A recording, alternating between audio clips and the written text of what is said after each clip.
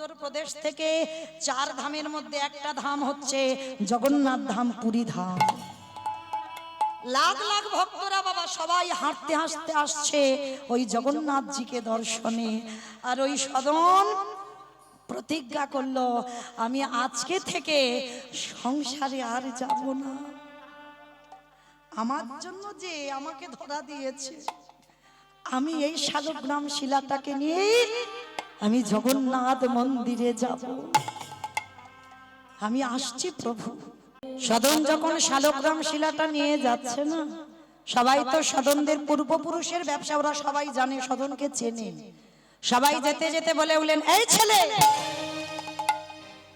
তো ছায়া যদি আমাদের পরশ করি তাও আমাদের পাপ হবে, আর তুই যদি আমাদের সঙ্গে যাস আমাদের জগন্নাথ দর্শন হবে না, তুই একজন পাপী। সদন মনে মনে ভাবছে, ঠিকই তো বলেছে, আমার মতো পাপী তো আর জগতে কেউ নেই গো। তাই সদন বলল, বেশ আমি কথা দিলাম, আমার ছায়া তোমাদের কারোর গায়ে পড়বে না। সদন কি করেছে জানো? এই যেমন রাস্তা আছে, রাস্তার পাশে বাবা জঙ্গল, সদন ওই রাস্তা দিয়ে যাচ্ছে না, ওই জঙ্গলের রাস্তা দিয়ে খালি পায়ে যাচ্ছে। কত ঝোপ ঝাড় কাঁটা, চরণে বড় বড় কণ্টক বিদীর্ণ হচ্ছে, তবু কাঁদে আর বলে, জগন্নাথ আমি তোমাকে জীবনে দেখিনি কোনোদিন, তুমি দেখতে কেমন? কিন্তু সবাই বলে 4 ধামের মধ্যে তোমার ধামে নাকি যেতে হয়, তাই সবাই যাচ্ছে, আমার ইচ্ছা জেগেছে আমি তোমায় দেখব। এখন যেমন বাবা মোবাইলে দেখা যায় জগন্নাথের দেখতে কেমন, কারণ কেউ যদি জগন্নাথের কাছে নাও যায় তো জানে বাবা জগন্নাথ দেখতে কেমন, কিন্তু তখনকার দিনে কোনো মোবাইল নয় আর কোনোদিন দেখেইনি যে জগন্নাথ দেখতে কেমন। কাঁটা ঝোপ ঝাড় দিয়ে যাচ্ছে জঙ্গল দিয়ে, আর এদের অনুকরণ করে করে যাচ্ছে। মানে স্বতন্ত্র রাস্তা চেনে না, কোন রাস্তায় গেলে জগন্নাথ মন্দির, তো ও জঙ্গল দিয়ে যাচ্ছে আর এপারে এরা মেন রাস্তা দিয়ে যাচ্ছে। যেতে যেতে বাবা ওই গভীর জঙ্গলে প্রবেশ করে কিছুটা দূরে গিয়ে একটা গ্রাম পেয়েছে। আর সেই গ্রামের কাছে যখনই গেল তখন সবে বাবা সন্ধ্যা হব হব ভাব, দিনের শেষ আর সন্ধ্যার শুরু। এক পুকুর পাড়ে বসে সদন মনে মনে ভাবছে, আর যে চলতে পারছি না, বড় কষ্ট হচ্ছে, জানি না কত দূর গেলে এখনো জগন্নাথ মন্দির, এখনো কত দূর আমাকে যেতে হবে। বসে বসে পুকুর পাড়ে কাঁদছে, দেখা দাও দেখা দাও দেখা দাও বলে। হঠাৎ বাবা ওই পুকুরের অপর প্রান্তে একটা সদ্য বিবাহিতা কন্যা, মানে সবেমাত্র বিয়ে হয়েছে, আর সেই বিবাহিতা কন্যাটার লক্ষ্য পড়ল সদনের দিকে। আর সদন খুব সুন্দর দেখতে বাবা, কসাই হলে কি হবে, খুব রূপবান পুরুষ। আর যেই না সেই সদ্য বিবাহিতা কন্যাটা দেখেছে সদনকে, ইচ্ছা জাগলো ওই সদনকে গ্রহণ করবার। এমনই রমণী বাবা সেই সদনের কাছে গিয়ে করজোর করে বলে উঠেন, বাবাজি, ও বাবাজি, আপনি পুকুর পাড়ে বসে আছেন কেন?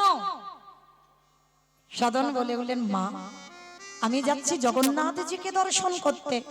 সে কি, জগন্নাথজিকে দর্শন করতে যাবেন? সে তো এখন অনেক দূর, রাত হয়ে যাবে, আর একটু পরে সন্ধ্যা হব হব। আপনি একটা কাজ করেন, আপনি বরং রাতটুকু আমার বাড়িতে কাটিয়ে দেন। সদন তো সোজা সরল মানুষ গো, কোনো ঘোর প্যাঁচ ছিল না সদনের মনে। আর দেখবেন যারা জীবনে সোজা সরল পথে চলে, যাদের হৃদয় সৎ হয়, তারা বারবার বাবা ঘোর বিপদে পড়ে যায়, বারবার তাদের বিপদের মুখে দাঁড়াতে হয়, কারণ তারা বাবা এই সমাজে ঘোর প্যাঁচ কিছু বোঝে না, কিছু জানে না। সদন তো সোজা সরল ছেলে গো, কিছু বুঝতে পারলো না। ওই রমণী মনে মনে ভাবলো, এই রাত্রিটা ওই পুরুষটাকে আমি আমার ঘরে থাকতে দেব। একটা কথা বলবেন বাবা, শ্রী শ্রী রামকৃষ্ণ পরমহংস দেবের কথা, আমার কথা নয়। নরেনকে ডেকে বলেছিল, এই শালা। আমি বলছি না, আমি শালা বলবো কেন? ঠাকুরের বই যারা পড়বেন দেখবেন ঠাকুর শালা শালা বলে ডাকতো। কোন শালা? বউয়ের ভাই শালা না, পাঠশালা না, গোশালা না, রান্নাশালা না, তাহলে কোন শালা? শা মানে মুক্তি, লা মানে নৌকা। যে মুক্তির নৌকাতে ঠাকুর পারাপার হয়ে যাবে। নরেনকে ডেকে বলেছিল, শোন শালা, একটা কথা বলি, জীবনে সবাইকে বিশ্বাস করবি, কিন্তু জীবনে নারী জাতিকে বিশ্বাস করবি না। এটা বাস্তব বাবা। আমি এক নারী হয়ে বলে যাচ্ছি, জীবনে সবাইকে বিশ্বাস করবে, কিন্তু নারী জাতিকে নয়। এই নারীরা বাবা রাগলে রাখতে পারে, মারলেও মারতে পারে। এরা যদি মনে করি বাবা কাউকে নরকে পাঠাবে, হাসতে হাসতে নরকে পাঠাতে পারে। আর কেউ যদি মনে করি বাবা কোন পুরুষকে ভগবানের চরণে পাঠিয়ে দেবে, হাসতে হাসতে দিতে পারে। পারে না বাবা? লক্ষ্য করে দেখেন বাবা, একজন বারবনিতা চিন্তামণি, একজন পতিতা নারী বিল্লমঙ্গলকে যদি বাবা রাতের অন্ধকারে দূর করে তাড়িয়ে না দিত, তাহলে কি গোবিন্দ চরণ পেত? কি গো, চিন্তামণির সঙ্গে এমন প্রেম, বাবা শ্রাদ্ধে বসেছে তবু বারবার চিন্তামণির মুখ ভেসে উঠছে। সে শ্রাদ্ধের পিণ্ড দেওয়ার হলো না, সেই রাতের অন্ধকারে বাবা একটা মরা দেহকে কাঠ মনে করে আর একটা দড়ি মনে করেছে সাপের লেজকে। সেই অবস্থাতে চিন্তামণির কাছে গেল। চিন্তামণি একটাই কথা বলেছিল, প্রভু এই প্রেমটা যদি আমার মনে হয় তুমি গোবিন্দ চরণে দিতে, আমার মনে হয় তুমি গোবিন্দ কৃপা পেয়ে যেতে। নিতাই গৌর হরি বল, হরি বল, হরি বল। তাহলে বাবা নারী করলো না, ভগবানের চরণে পাঠালো না। চিন্তামণিকে যতই বলো না পতিতা পার্বণিতা, চিন্তামণি যদি ওই ধাক্কাটা রাত্রিবেলা না দিত, তাহলে কোনোদিন বিল্লমঙ্গল আজ গোবিন্দ চরণ পেত না। শেষে সেই চিন্তামণিকে বাবা গুরুর জায়গায় বসালো। তাহলে নারী রাগলে রাখতে পারে, মারলে মারতে পারে। দেখেন অসুরদের অত্যাচারে দেবতারা স্বর্গ ছাড়ে। দশভুজা দুর্গা যদি দশাতে অসুর নিধন না করত, তাহলে দেবতারা যেত কোথায়? চণ্ডী ঠাকুর রামের চরণ ভজন করে পেল গোবিন্দ চরণ। বিল্লমঙ্গল চিন্তামণির চরণ সেবা করে পেল। জয়দেব গোস্বামী মা পদ্মাবতীর চরণ সেবা করে পেল। এই কলিযুগে তার প্রমাণ শ্রী শ্রী রামকৃষ্ণ পরমহংস দেব মা শারদার চরণ সেবা করেছে। শারদা মা হতে চেয়েছিল না? ঠাকুর কি বলেছিল? বলে এত মা ডাক শুনবে না, তোমার কানে আঙুল দিয়ে বসে থাকতে হবে। কি গো মায়েরা, মা তো তাকে বলে যে নিজের সন্তানটা সন্তান আর অন্যের সন্তানটা সন্তান নয়, সেটা নয়। যার হৃদয়ে মাতৃত্ব থাকবে বাবা, জগতে সবাই হবে তার সন্তান। নিজের ছেলের থেকে যে অন্যের সন্তানকে বেশি ভালোবাসতে পারবে, বেশি স্নেহ করতে পারবে, সেই হবে জগতে প্রকৃত মা। নিতাই গৌর প্রেমানন্দে হরি বল, হরি বল। যদি মা হও তো রামায়ণে কইকেয়ী মায়ের মতো মা হয়ে দেখাও। রামের বিমাতা ভরতকে রাজা করলো, আজকে রামের মঙ্গলের জন্য রামকে 14 বছর বনে দিল। সমাজ বলে দিল কইকেয়ী মা ভালো নয়, কিন্তু আদৌ নয় মা। কইকেয়ীর মার মতো একটা সৎ মা হয়ে দেখাও। নিজের ছেলের থেকে যে অন্যের ছেলেকে বেশি ভালোবেসেছে, সৎ মা যে হবে বাবা, তাকে একটাই কথা মনে রাখতে হবে, নিজের ছেলেকে যদি একটু কম খেতে দাও, অন্যের ছেলেকে বেশি দিতে হবে।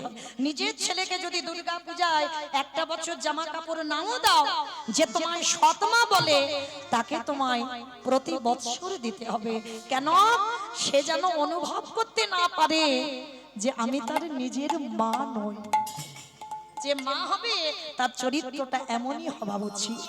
তো আজকে লক্ষ্য করে দেখেন বাবা, তাহলে নারী হচ্ছে শক্তি। তবে নারীকে হঠাৎ বিশ্বাস করা যাবে না বাবা, এটা রামকৃষ্ণ দেব বলছে। একটু ঘষে মেজে যাচাই করে নিও, কেমন? আর যাচাই যদি না করেছো বাবা, তুমি মরেছো, কেমন? তো আজকে ওমা কোথায় ছিলাম বলো তো? সে গন্ডগোল হয়ে গেছে। হ্যাঁ, কষাই গেছে, বেশ, তার মানে কীর্তন শুনছে। তাহলে বাবা সেই কষাই মনে মনে ভাবলো রাত্রি তো হয়ে যাচ্ছে, ওই রমণীর ঘরে কাটাই, সদ্যজাত বিবাহ হয়েছে। তো সেই রাত্রিবেলা সদন গেল ওই সদ্য বিবাহিতা কন্যার ঘরে, কিন্তু সম্বোধনটা মা বলে করেছে বাবা। ওই রমণী কি করেছে বাবা, রাতের বেলা বিছানা করে দিয়েছে, তিনতলা বাড়ি তো অভাব নাই, সদন খাওয়া দাওয়া করে ঘুমিয়েছে। আর রাতের অন্ধকারে ওই রমণী সদনের ঘরে গিয়ে দরজা ধাক্কা দিল। সদন যেই না দরজা খুলল, দেখে না ওই বিবাহিতা কন্যা। মা, আপনি এত রাত্রিবেলা আমার ঘরে? বাবাজি, আমি তো এমনি এমনি তোমাকে আমার ঘরে থাকতে দিইনি, আজকে যে আমাকে গ্রহণ করতে হবে অসম্ভব। আমি আপনাকে মা বলে সম্বোধন করেছি, প্রাণ যদি চলে যাবে, কিন্তু আপনাকে আমি গ্রহণ করতে পারবো না। আর আপনি বিবাহিত, আপনার স্বামী ঘরে আছে। এই কাম লালসায় জর্জরিত হলো বাবা। সব থেকে আমাদের এই জড় জগতের শত্রু হচ্ছে বাবা কাম। এরই জন্য বাবা পৃথিবী লয় প্রলয় হয়ে যাচ্ছে, এরই জন্য বাবা ক্রোধ আসে, সমস্ত কিছু একেবারে তছনছ হয়ে যায়। সেই রমণী বলে উঠলেন, ও তাহলে আমার স্বামী আছে বলেই তোমার সমস্যা, আর আমার স্বামী যদি না থাকতো তোমার সমস্যা ছিল না। সেই রাতের অন্ধকারে ধারালো চকচকে অস্ত্র নিয়ে নিজের ঘুমন্ত স্বামীর মস্তকটাকে ছেদন করে দিল। যখনই মস্তকটা ছেদন করে দিয়েছে, সেই ধারালো অস্ত্রটা নিয়ে ওই রমণী সদনের কাছে এসে দাঁড়ালো। দেখো বাবাজি, তুমি বলেছিলে না আমার স্বামী আছে বলে সমস্যা, দেখো আমি নিজের হাতে আমি আমার স্বামীকে হত্যা করেছি। চমকে উঠলো কসাই, হে দয়াময়, এটা তুমি আমার কোন বিপদে ফেলে দিলে আমার? হে কেমন নারী যে নিজের স্বামীকে মারতেও এক পা পিছু হলো না? এ কেমন নারী, এ কেমন সমাজ? কি বাবা, এটাই এখন সমাজ। মিথ্যা করে বাবা দেখবেন, একটা নারী যদি চিৎকার করে বলে আর একটা পুরুষ যদি চিৎকার করে বলে, সমাজ কার পক্ষে যাবে? নারীর পক্ষে যাবে। সে নারী যতই মিথ্যা বলুক বাবা, সমাজ নারীর পক্ষ নেবে, কোনোদিন পুরুষের পক্ষ নেবে না। সদন বলে বললেন, অসম্ভব, আপনি যদি এই রাতের বেলা আমাকে মেরেও দেন তবু আপনাকে আমি গ্রহণ করব না। ওই রমণী বলে বললেন, ও তোমার এত জেদ, তোমার এত ক্রোধ, আমাকে গ্রহণ করা যাবে না? সকাল হলেই আমি গ্রামবাসীকে ডেকে বলবো তুমি আমাকে পাবার লালসায় তুমি আমার স্বামীকে হত্যা করেছো। এটাই সমাজ বাবা এখন। এইভাবে বাবা বহু মানুষ জড়িয়ে যায় এইভাবে, এটা বাবা গ্রন্থ প্রমাণ দিয়েছে। তো আজকে যেই না বাবা নিজের হাতেই স্বামীকে হত্যা করেছে, স্বামীকে হত্যা করে আজকে এসে দাঁড়িয়েছে কোথায়? সদনের চরণ তলে। সকাল হয়ে গেল, বিচার ডাকা হলো। সদন মাঝখানে দাঁড়িয়ে বাবা, প্রমাণ তো নেই, প্রমাণ তো লাগবে, আমি যে নির্দোষ প্রমাণ তো লাগবে, কিন্তু সদনের কাছে কোনো প্রমাণ ছিল না, কোনো প্রমাণ নেই। আর যখনই প্রমাণ নেই, সবাই গ্রামের লোকজন দেখে বলে উঠলেন, এই নারী তো মিথ্যা বলছে না, এই নারী যা বলছে সব সত্যি বলছে। তাহলে বিচারে কি রায় হবে? সদন শুধু একটাই কথা বলেছিল, আমি যদি বলি সত্যিটা এই সমাজে কেউ বিশ্বাস করবে না, তার থেকে আমার বলার প্রয়োজনই নেই, আমি বলতেও চাই না, কিন্তু শাস্তি দাও, আমি মাথা পেতে নেব, কিন্তু এমন শাস্তি দিও না যাতে আমার প্রাণটা চলে যায়। অনেক আশা নিয়ে যাচ্ছি তো জগন্নাথকে দেখতে, শাস্তি দাও, কিন্তু যেন মৃত্যুদণ্ডটা দেওয়া না হয়। গ্রামের লোক বিচারপতি যারা, তারা আদেশ দিল, ঠিক আছে, ওর যখন শেষ ইচ্ছা, ও অন্যায় করেছে স্বীকার করলো, ও দোষ করেছে, তাহলে ওকে মৃত্যুদণ্ড দেওয়া হবে না, শাস্তি তো দেওয়া হবে। কি শাস্তি দিল জানো? সবার সামনে বলল, ও যে হাত দিয়ে ওর স্বামীকে হত্যা করেছে ওর ওই দুটো হাত কেটে ফেলে দাও। সদন সবার সামনে হাত দুটো বাহির করে দিল।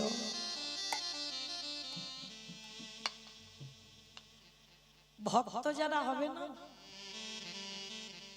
তারা কোনো প্রতিবাদ করে না বাবা, মাথা পেতে নেয়। দোষ না করেও মাথা পেতে নিয়ে বলে আমি অন্যায় করেছি, আমি দোষ করেছি।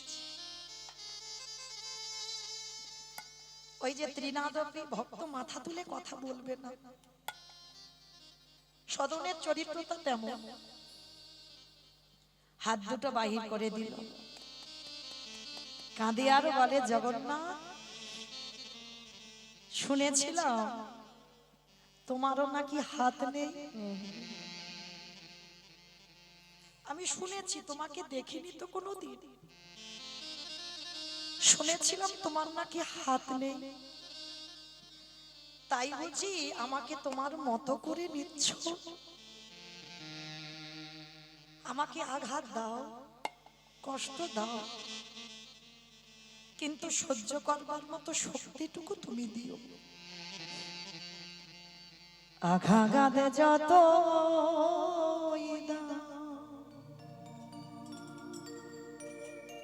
শক্তি দিও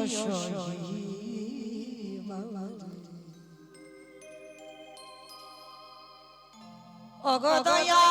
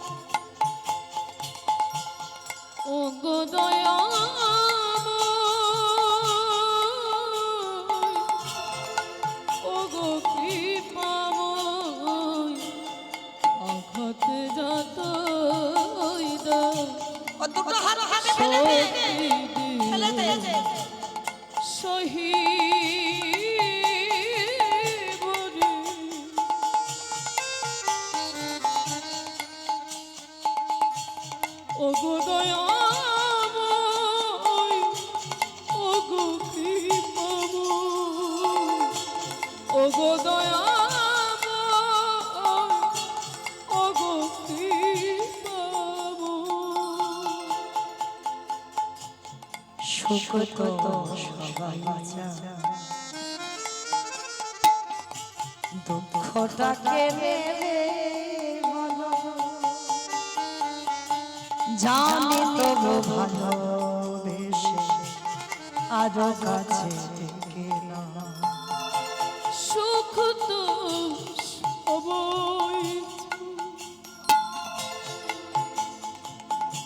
দুঃখটাকে নেবে বলো জানি তুমি ভালোবেসে আরো কাছে নিয়ে তোমারই ক্ষমার মাঝে পাই জানা হে জগতে তুমি ছাড়া মোর ওগো দয়া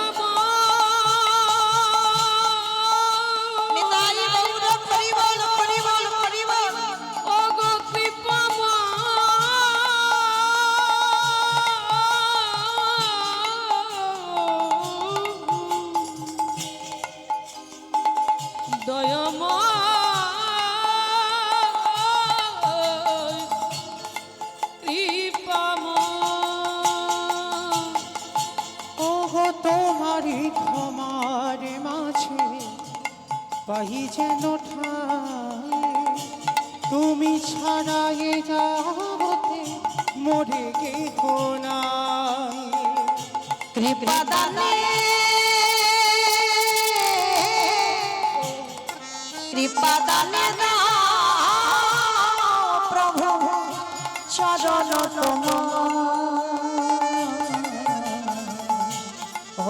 কৃপা প্রভু যতই দাও শক্তি দিও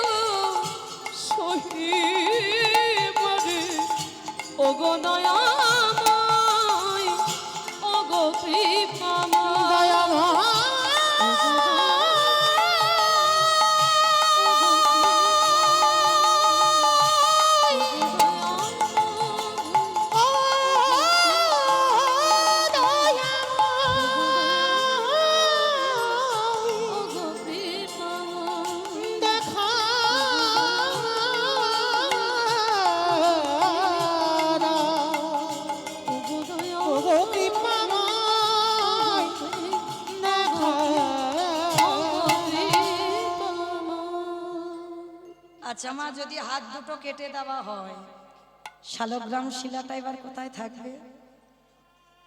যারা বিচার করেছিল তাদের একটাই কথা বললো, আচ্ছা তোমরা তো দুটো হাত আমায় কেটে দিয়েছো, এই নামাবলীটা দিয়ে আমার শালগ্রাম শিলাটা আমার মাথাতে একটু বেঁধে দেবে। মাথাতে বেঁধে দিল, সংকল্প নিল সদন, আর আমি পায়ে হেঁটে যাব না, তোমার কাছে আমি দণ্ডবত দিতে দিতে যাব। রক্তে রক্তাক্ত সর্ব অঙ্গ বাবা, সদন দণ্ডবত দিতে দিতে আসছে সেই উত্তরপ্রদেশ থেকে জগন্নাথ মন্দির। বাবা বাঁচবে বলে মনে হয় কোনো ভক্ত? হারতে পারি না দয়াময়, বড় জ্বালা, বড় যন্ত্রণা, বড় কষ্ট।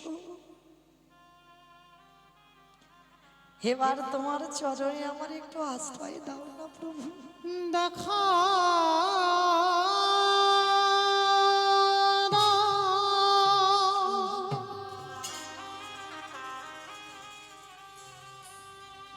ওগো জগন্নাথ,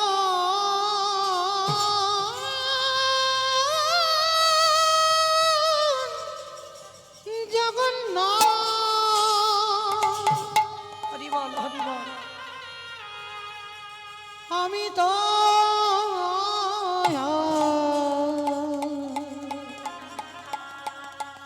চলিতে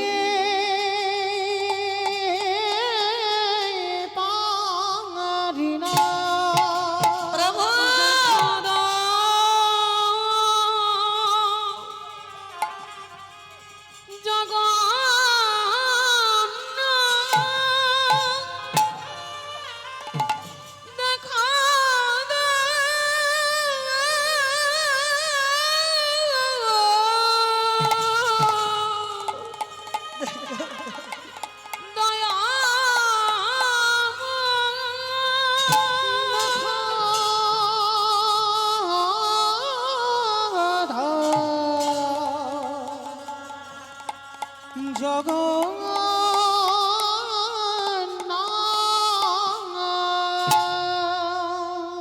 দেখা দাও, দেখা দাও, দেখা দাও। আর যারা যারা রাস্তা দিয়ে যাচ্ছিল না, সদনকে দেখা মাত্র চমকে উঠেছে। এইরকম কেউ আছে যে ভগবানকে ভালোবাসে?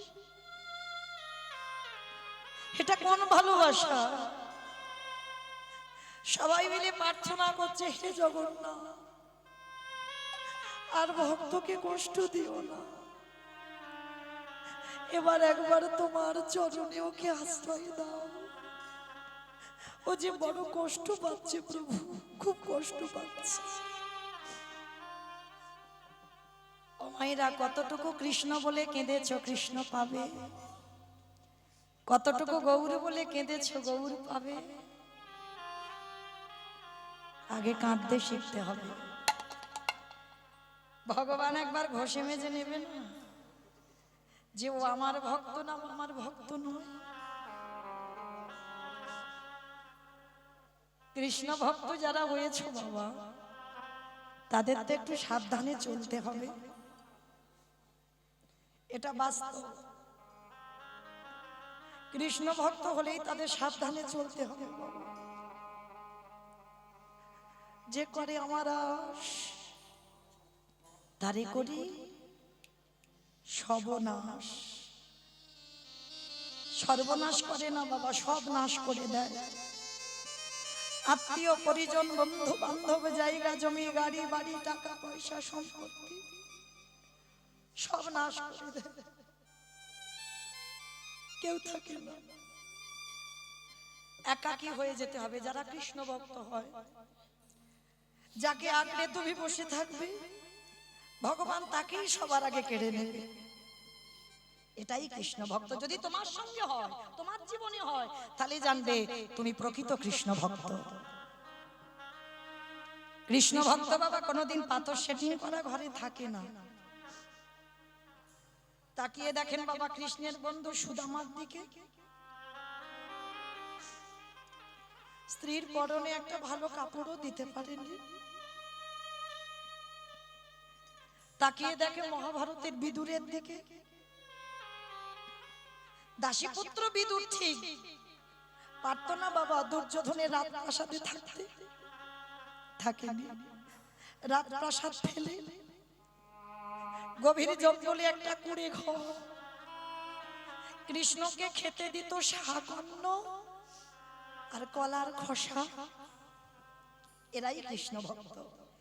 তাকিয়ে দেখেন বাবা রঘুনাথ দাস জমিদারের ছেলে, তাকিয়ে দেখেন নরোত্তম দাস ঠাকুর। কেমন গুরু ভক্তি বাবা আপনারা জানেন। লোকনাথ গোস্বামী দীক্ষা নিতে গিয়েছিল। সদ্গুরু তো খুব দুর্লভ বাবা, সদ্গুরু পাওয়া যায় না। নরোত্তম গিয়েছিল বাবা একটা সদ্গুরুর কাছে, লোকনাথ গোস্বামী দীক্ষা নেওয়ার জন্য। লোকনাথ গোস্বামী বলেছিল অসম্ভব, যারা সদ্গুরু হয় বাবা তারা কোনোদিন দীক্ষা দিতে চায় না। আমি দিতে পারবো না, কারণ দীক্ষা দিতে গেলে বাবা শিষ্যের কাছে বিক্রি হয়ে যেতে হয়, আমি দীক্ষা দিতে পারবো না। আর লোকনাথ গোস্বামীর কাছে দীক্ষা নেবে এটা নরোত্তমের সংকল্প। দীক্ষা দেয়নি বলে এই নরোত্তম কি করত, রাত্রে অন্ধকারে বাবা লোকনাথ গোস্বামী গঙ্গার পাড়ে মল ত্যাগ করে আসতো, বাচ্চক্রিয়া করে আসতো। নরোত্তম ওই ভোরবেলা অন্ধকার থাকতে থাকতে যেখানে গুরুদেব পায়খানা করত সেইখানে নরোত্তম একটা জমিদারের ছেলে নিজের হাতে করে সেই পায়খানা পরিষ্কার করত।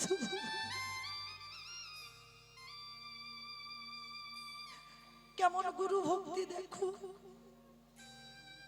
পায়খানা পরিষ্কার করত। একদিন লোকনাথ গোস্বামী মনে মনে ভাবলেন আমি রোজ রোজ এই যে বাচ্চক্রিয়াগুলো করে যাই, কিন্তু এত পরিষ্কার হয়ে থাকে কি করে জায়গাগুলো, আজকে তোমার দেখতে হবে। গাছের আড়ালে মল ত্যাগ করার পরে দাঁড়িয়ে আছে, দেখি কি হয়।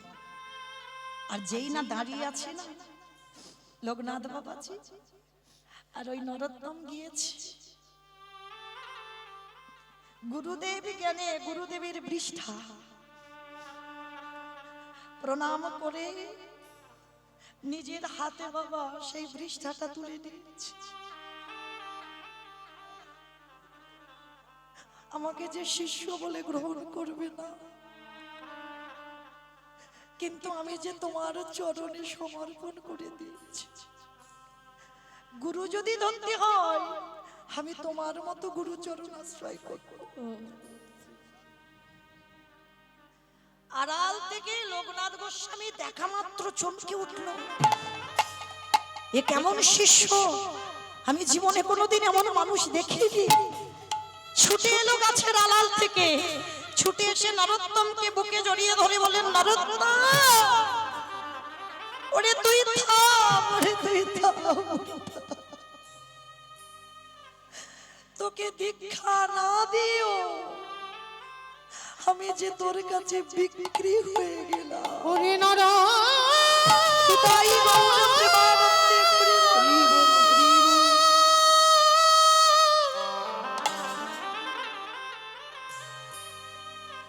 ওরে এমন গুরু ভক্তি আমি যে কভু দেখি না।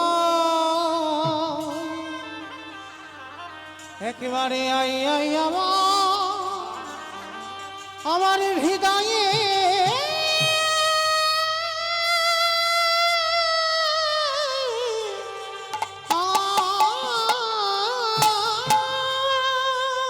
নরোত্তমকে বুকে জড়িয়ে ধরে বলল নরোত্তম ধন্য আমার জনম, ওরে তোর মতো শিষ্য পেয়ে আমার জনম ধন্য। কোন কোন সময় দেখবেন বাবা গুরুর থেকে শিষ্য অনেক বড় হয়ে যায়। আজ গুরুদেব বলছে তোর মতো শিষ্য পেয়ে আমার জনম ধন্য। ওরে নরোত্তম আমি তোর কাছে জানাই রাখলাম, আজকের তোর মতো শিষ্য পেয়ে যখন আমি ধন্য হলাম। ওরে নরোত্তম আমি তোর কাছে যে তোর গুরু হবার যোগ্যতা অর্জন করিলাম ওরে নরোত্তম রে, আমি শুধু এ জনমে নয় জনমে জনমে যেন তোর মতো শিষ্যকে যেন আমি কাছে কাছে পাই রে। শুধু এ তাই বললাম, হরি বল, হরি বল, হরি বল।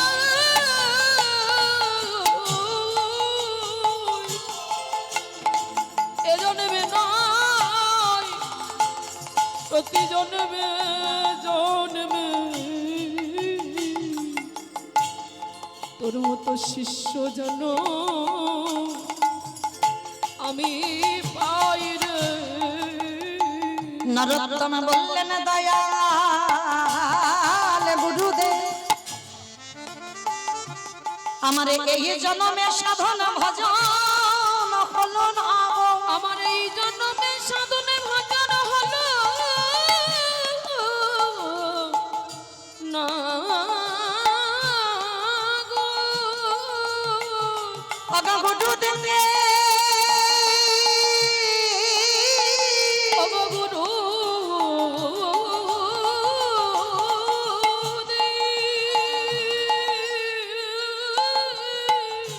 আমার যে কুলে জন হোক না কেন জনমে হোক না কেন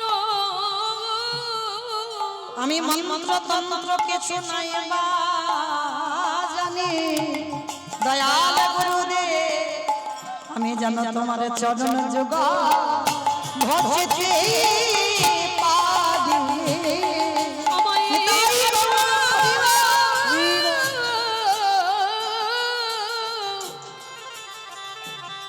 আমায় এই কৃপা কৃপা করো বটে আমি জানো তোমার চরণে ভজন করতে পারি। গুরুদেব বললেন নরোত্তম যে এইভাবে গুরু ভক্তি করবে ওরে নরোত্তম রে, তোর গুরুদেব হয়ে আমি প্রতিজ্ঞা করলাম যদি জগৎ সংসারে কোনো একজন ভক্ত সৎ গুরুর চরণ পেয়ে যায় সেই সৎ গুরুর চরণ ভজন করতে পারে তারে অচিরে কৃষ্ণ প্রাপ্তি হবে। ওরে তাই বলো, হরি বল, হরি বল। গুরুর কৃপা হলে অচিরে কৃষ্ণ প্রাপ্তি হবে। যেমন বাবা কলিযুগে সদ্গুরু যদি হতে হয় শ্রী শ্রী রামকৃষ্ণ পরমহংসদেব কি গো গিরিশের গলায় ক্যান্সার হলো এখন এত আমরা প্রত্যেকে বাবা গুরু ধরেছি একজনের গুরুদেব পারবে যে শিষ্যের শরীরের ব্যাধিটা গুরুদেব নিতে? একটা ক্যান্সারের মতো মারণ ব্যাধি শ্রী শ্রী রামকৃষ্ণ পরমহংসদেব যে মাতাল গিরিশ তো মাতাল বাবা কোনোদিন গুরুদেবকে গুরুদেব বলে স্বীকার করেনি গুরুদেবকে কোনোদিন প্রণাম করেনি। একদিন গিরিশের বউ বাবা খেতে দিয়েছে গুরুদেবকে সে সামনে থেকে থালা কেড়ে নিয়ে ফেলে দিয়েছে। মানে কত বড় গুরু অপরাধ কত বড় গুরু নিন্দা। তথাপি বাবা সেই গিরিশের মারণ ব্যাধি হয়েছিল গলায় ক্যান্সার আর এমন ক্যান্সার হয়েছে মৃত্যু যন্ত্রণায় ছটফট করেছিল গিরিশ আর মৃত্যু যন্ত্রণায় পড়ে গিরিশের বউকে ডেকে বলেছিল গো জীবনে কোনোদিন গুরুদেবের দেওয়া মন্ত্র জপ করিনি তাই বুঝি আমার এই দশা অন্তত যাবার কালে একবার আমি গুরুদেবকে ডেকে দেখি। মানে এত গুরুদেবেরকে নিন্দা করেছে গুরুদেবের সঙ্গে বাবা কত দ্বিচারিতা করেছে আর যেই না বাবা এসে মৃত্যু সজ্জায় একবার শুধু মরণ কালে ডাকলো গুরুদেব। গিরিশ থাকতো বাগবাজার আর শ্রী শ্রী রামকৃষ্ণ দেব থাকতো বাবা দক্ষিণেশ্বর কালীবাড়ি। কতটা রাস্তা গুরু আর শিষ্যের সম্পর্ক কেমন হয়? লোহার চুম্বকের মতো। কাছাকাছি এলে বাবা যেমন চুম্বক আর লোহার টান দিয়ে দেয়, প্রকৃত গুরু আর প্রকৃত শিষ্য যদি হয়, আগে থেকে বাবার হৃদয়ে জানতে পারে আশেপাশে কোনো না কোনো জায়গায় আমার শিষ্য দাঁড়িয়েছে। এদের বলবে সদ্গুরু, বাবার হৃদয় বুঝতে পারবে, জানতে পারবে, অনুভব করবে। তো যেই না একবার গিরিশ ডেকেছে, আমার দক্ষিণেশ্বর কালীবাড়ি থেকে খালি পায়ে ছুটতে ছুটতে ঠাকুর গিয়ে দাঁড়িয়েছিল গিরিশের দরজায়। তখন তো মৃত্যু সজ্জায় গিরিশ, আর ঠাকুর গিয়ে ডাকছে, এই শালা, এইরকম করে ডাকলি কেন? আর ঠাকুর তো কোনোদিন দুঃখে থাকতো না, ঠাকুর সবসময় হেসে কথা বলতো। কিরে শালা, ডাকলি কেন বল? এসেছো গুরুদেব, আমার যে যাওয়ার সময় হয়েছে। চুপ কর, কোন নাকি যাওয়ার সময় হয়েছে? শোন, তুই নাট্যাচার্য গিরিশ, তোকে বাঁচতে হবে। তোর নাটক যখন সমাজে বাজবে, সমাজ শিক্ষা পাবে। তোর নাটক শুনে সমাজের লোক চলতে শিখবে, সমাজ শিক্ষা পাবে। আর শোন, আমার আর কোনো বেঁচে থাকার প্রয়োজনীয়তা নেই। দে তো দে, তোর ওই গলার ক্যান্সারটা আমার দে তো দেখি। কি গো মা, একটা গুরুদেব দেখান, একটা গুরু। ঠাকুর বলছে দে তোর ক্যান্সারটা আমার দে। বলে গুরুদেব এরকম নেওয়া যায়? বলে যায়। গুরুদেব যখন দীক্ষাটা দেয় না, দেহটা ছিদ্র হয়ে যায়। গুরুদেব কুকর্ম করলে শিষ্যের শরীরে আসে, আর শিষ্য কুকর্ম করলে গুরুদেবের শরীরে আদান প্রদান হয়। এইবার যেই বলেছে দে ক্যান্সারটা, বলে দেওয়া যায় না। বলে দেখ দেওয়া যায় নাকি। যেই না ঠাকুর গিরিশের গলার দিকে তাকাইছে, ওই গিরিশের গলা থেকে ক্যান্সার উঠে গিয়ে আমার ঠাকুরের গলায় গিয়ে বসলো। কি গো, তাহলে গুরু যদি ধরতে হয়, এই রকম গুরু চরণে আশ্রয় করো। হ্যাঁ ওমা, কোথায় ছিলাম গো লীলাতে? সদন যাচ্ছে, বেশ, এটাই হলো কীর্তন মাঠ। যেতে যেতে কোথায় গিয়েছি খুঁজে পাচ্ছি না, এই যে আপনারা মনে করে দিলেন। বেশ, তাহলে সদন, হাত দুটো কাটা, মাথায় নামা বলি শালগ্রাম শিলা। আজকের দণ্ডবাদ করতে করতে, মানে যেটাকে আমরা বলি গন্ডি দেওয়া বাবা, সেই দণ্ডবাদ করতে করতে এসে দাঁড়িয়েছে জগন্নাথ ধাম, পুরী ধাম। ভক্তরা সবাই এসে গেছে, প্রচুর ভিড়। হ্যাঁ, আর এত ভিড় বাবা, ওই সদন কঙ্কাল সার দেহ, আর ওই রক্ত পুজ, মানে পোকা লেগে গেছে, অনেকদিন ধরে হেঁটে আসছে তো, অনারে অনিদ্রায়, জীর্ণ মলিন দুর্গন্ধ। আর যেই না মন্দিরের সিংহ দুয়ারে দাঁড়িয়েছে, ওই পূজারীরা বলে উঠলেন, আয় আয় আয়, ছি ছি ছি ছি ছি ছি গো, কি গন্ধ বার হচ্ছে গায়ে দিয়ে। এই আগে যাও দেখি, এখানে এখানে যাওয়া যাবে না, এখানে তোমাদের মতো মানুষদের যাওয়া নিষেধ আছে, যা ওখানে গিয়ে বস। সদন বলছে, একবার, অনেক আশা করে এসেছি গো, একবার দাও না গো আমার জগন্নাথের কাছে যেতে। এই কোথা থেকে পাগল এসেছে, ওকে নাকি জগন্নাথের কাছে যেতে দিতে হবে? যা এখান থেকে দূর হয়ে যা। গলা ধাক্কা দিয়ে বের করে দিয়েছে, ধুলার পরে পড়ে গেল।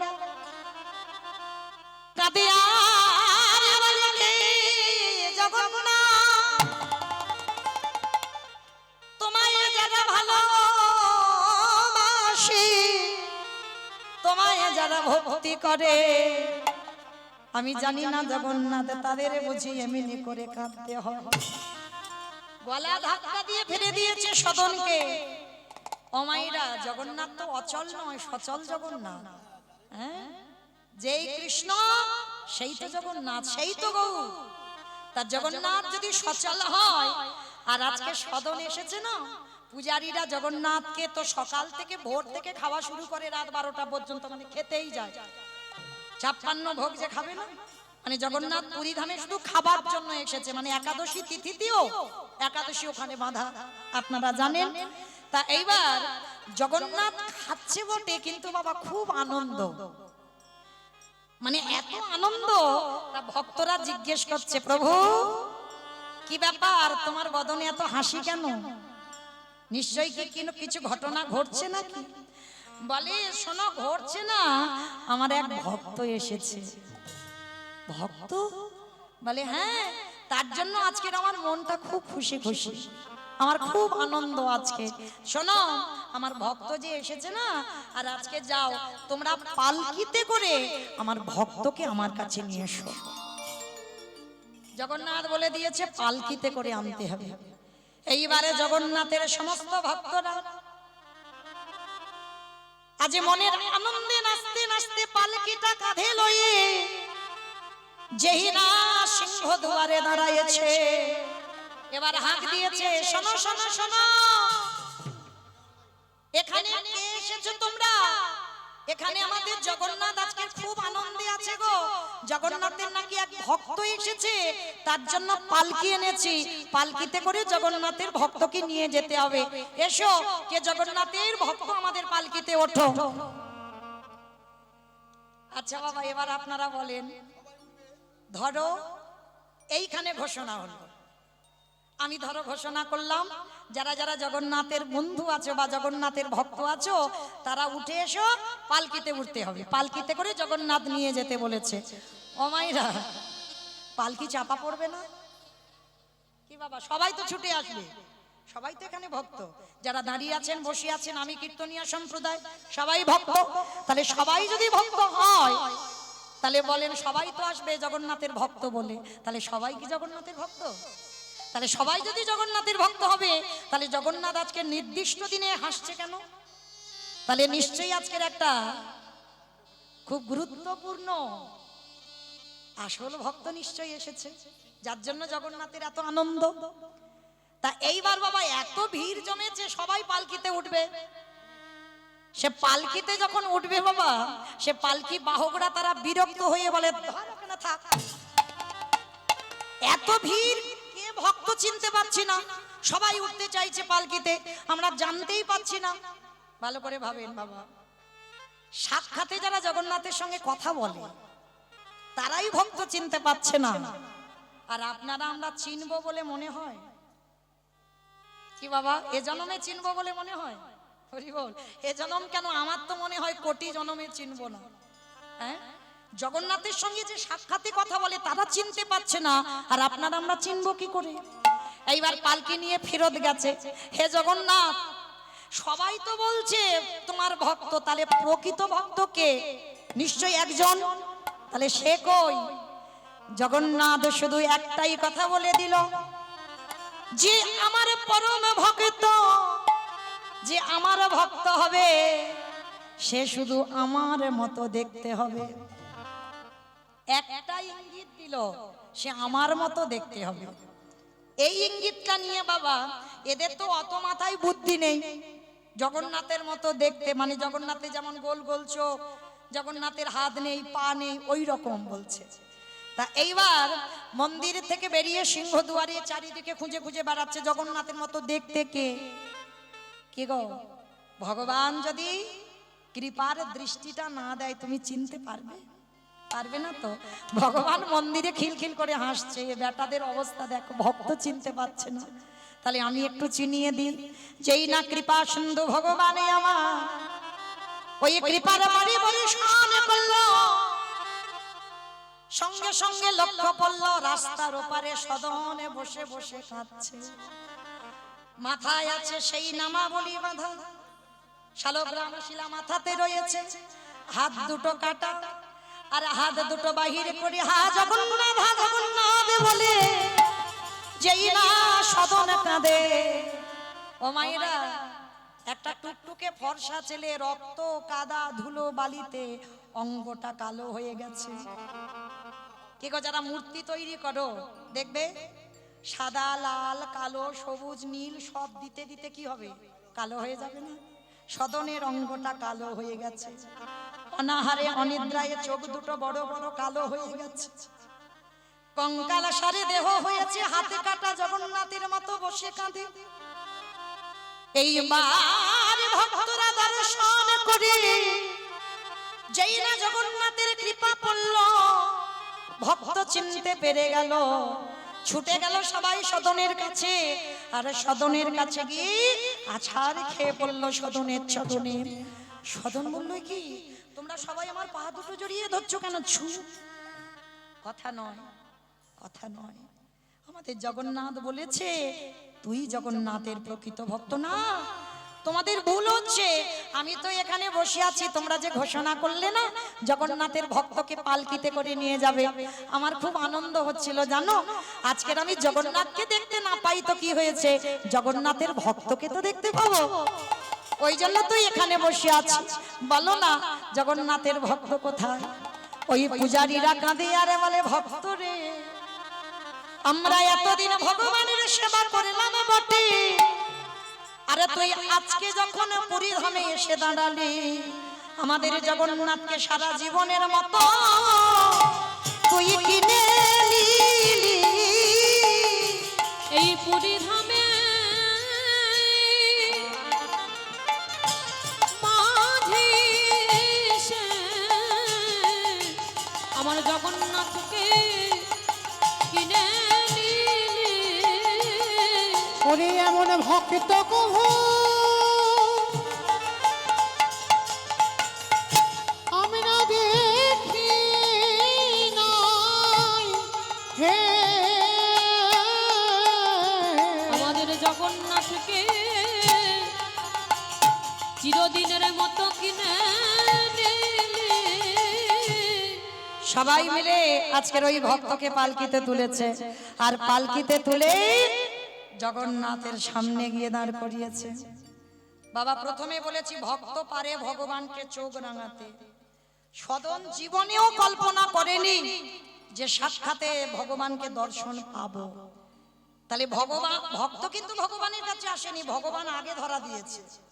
এইবার সদন জগন্নাথের সামনে গিয়ে দাঁড়িয়ে বলল, জগন্নাথ আমি তোমাকে ডাকিনি, তুমি আমার কাছে নিজে ধরা দিয়েছ, সেই যদি ধরা দিলে দয়াময় একেবারে বলে দাও প্রভুকে, কিসের জন্য আমার দুটো হাত কেটে নিলে? এইবার বাবা প্রশ্ন ভক্ত করেছে, তুমি আমার কাছে এসেছো, আমি তোমার কাছে আসিনি, তাহলে তুমি যখন কৃপা করে ধরা দিলে আমার হাত দুটো কেটে নিলে কেন? কি এমন অন্যায় করেছি? যখন বলেছে হাত দুটো কেটে নিলাম কেন, জগন্নাথ মৃদু হেসে বললেন, সদনে রে আমি এমনি এমনি তোর হাতে দুটো কেটে নিই নাই, কেন নিলাম জানিস সদন? ওই কর্ম ফলের বোঝা তো বইতে হবে, কর্ম ফল জীবনে কাউকে কোনোদিন ছাড়ে না, কাঁদালে কাঁদিতে হয় এই কথাটা মিথ্যা নয়। কি বাবা এমনি এমনি হাত কেটে বসে আছে? এমনি এমনি বাবা দেখবেন রেল লাইনে কত পা কেটে বসে আছে, কেন? কত অভিমান হয়, কত দুঃখ হয় না? কিন্তু দুঃখ করার কিছু নাই, তার কর্মের ফল ভোগ করছে। সদনের চরিত্র শুনলে বুঝতে পারবেন সদনের দুটো হাত কাটলো কেন। এই সদন আগের জন্মে বাবা একজন বৈষ্ণব ছিল, শুদ্ধ বৈষ্ণব মানে আচার পালন করত, মানে হৃদয় থেকে বৈষ্ণবতা নয়, আচার পালন করত। হৃদয় থেকে বৈষ্ণব আর আচার বাবা দুটো তফাৎ, হ্যাঁ এই দুটো তফাৎ, এটা মনে রাখতে হবে। তা আজকে যেই না ওই আগের জন্মে এক বৈষ্ণব ছিল, নিত্য ভগবানের চরণে 108টা করে তুলসী দিত, নিত্য করত, আর এই জপের মেলায় জপ করত বাবা। আর এই বৈষ্ণবের কেমন নিয়ম জানো, জপ করতে করতে বাবা যদি বাই চান্স একটা কথা বলে দেয়, এটা নিয়ম, আবার আচমন করে মালাটা ধরতে হবে। যে কথা বলতে বলতে বাবা মালা হচ্ছে তো হচ্ছে, এর সঙ্গে গল্প হলো মালা হচ্ছে, ওর সঙ্গে গল্প হচ্ছে মালা হচ্ছে, বাজার করলাম মালা হচ্ছে না। মালা করতে গেলে একবার করে বাবা মালা যদি কথা বলো তাহলে তোমাকে আচমন করতে হবে, আচমন করে আবার মালাটা ধরতে হবে, তুমি রেখে দাও ঠিক আছে, মালা করতে হবে না, কিন্তু যদি কথা বলো তাহলে আচমন করতে হবে। সেই রকম বৈষ্ণব ছিল। তা এক গাছের তলায় ঠান্ডা বাতাস, পুকুর পাড়ে বসে জপের মালাতে জপ করছে ও মায়েরা। আর এক কসাই কি করেছে জানো, আস্তে কসাইটা ওই একটা গরু মানে গোমাতা, গরু কাটবে, হ্যাঁ, আর গরুটা কাটবে বলে গরুটা কাটতে গিয়েছে বাবা, দড়ি খুলে গরুটা ছেড়ে গেছে। আর গরুটা যেই না ছেড়ে গেছে গরু ছুটতে ছুটতে চলে যাচ্ছে, কসাই বাবা অস্ত্রটা নিয়ে তেড়ে যাচ্ছে, গরুটাকে ধরতে হবে। আর ঠিক 3 মাথার মোড়, আর বৈষ্ণব বাবা ঠাকুর গাছের তলায় বসে নাম জপ করছে, আর একটু পিছনে হয়ে গেছে বাবা কসাই, আর ওই গরুটা ডান দিকে গেল কি বাম দিকে গেল আর খুঁজে পাচ্ছে না। বাবাজি ছিল, কসাই গিয়ে বলছে, বাবাজি, ও বাবাজি, তুমি দেখলে একটা গোমাতা একটা গরু কোন দিকে গেল? কথা বলতে পারছে না তো বাবাজি, নাম করছিল, নাম করতে করতে মালাটা হাতে নিয়ে একবার শুধু দেখিয়ে দিল, ওই দিকে গেছে। কি গো, কসাইয়ের সঙ্গ দিল, দিল কিনা বাবা? যদি না দিত তাহলে নিশ্চয়ই হয়তো গরুটা বেঁচে যেত, যদি না দেখাতো তাহলে কসাইয়ের সঙ্গ দিল বলে জন্ম হলো, পরের জন্মে বৈষ্ণব হয়ে এত আচার মেনেও ওইটুকু অপরাধের জন্য কসাই খানায় গেল। শুধু কসাই হলো না, ওই আঙুল দিয়ে জপের মালা নিয়ে দেখিয়ে দিল বলে দুটো হাত কাটা পড়ে গেল। আর সেই যে গরুটাকে তেড়ে গেল কাটবে বলে, ওই গরুটা হলো সেই রূপবতী নারী, সুন্দর যুবতী, সদ্য বিবাহিতা কন্যা। ওই গরুটা নারী হয়ে জন্ম নিল। আর ওই যে কসাই মারবে বলে গোমাতাটাকে সেই ধরলো, ধরে গোমাতাটাকে কেটেছিল। সেই কসাইটা হলো কে? সেই নব সদ্য বিবাহিতা কন্যা, তারই স্বামী। তাহলে বাবা আপনারা কি বুঝলেন এইটুকু শ্রবণ করে? এমন কর্ম করব না আমরা যেন আবার 80 লক্ষ জনিতে যেতে হয়। যেমন বাবা ক্লাসে 1 2 3 4 5 এই যে উপরে উঠি, মনুষ্য জীবন হচ্ছে দুর্লভ জনম। এই দুর্লভ জনম যখন পেয়েছো আগের দিকে চাও, কিন্তু যেন কেউ এমন আমরা কর্ম করব না যেন আবার আমাদের এই কসাইয়ের মতো আবার বৈষ্ণব থেকে বাবা কসাই হয়ে পিছনের দিকে যেতে হয়। তাহলে ভাবেন, ভগবান সেই বৈষ্ণবকেও ছেড়ে দিল না, কসাইয়ের সাহায্য করলো বলে কসাইখানায় জন্ম দিল। হ্যাঁ, তাহলে এইভাবে চলতে হবে, ভগবত ভক্তির হৃদয়ে থাকবে, এমন কুকর্ম করব না। ওই সদন কাঁদে আর বলে, জগন্নাথ আজি আমার চৈতন্য হয়ে গেল, এই জগতে সত্যিকারের যদি কেউ ভুল কর্ম করে থাকে, আমার জগন্নাথ জগতের নাথ হয়ে সেই কর্ম ফলের শাস্তি তাকে দিয়েই থাকে। তার প্রমাণ রইলাম আমি সদন কসাই। সবাই সদন কসাইয়ের নামে জয়ধ্বনি দিয়ে বললেন, সদন ধন্য, ভগবান তোর পাপের শাস্তি দিল বটে, কিন্তু শাস্তি দেওয়ার পরেও জগন্নাথ চরণ তলে আশ্রয় দিল। ভক্ত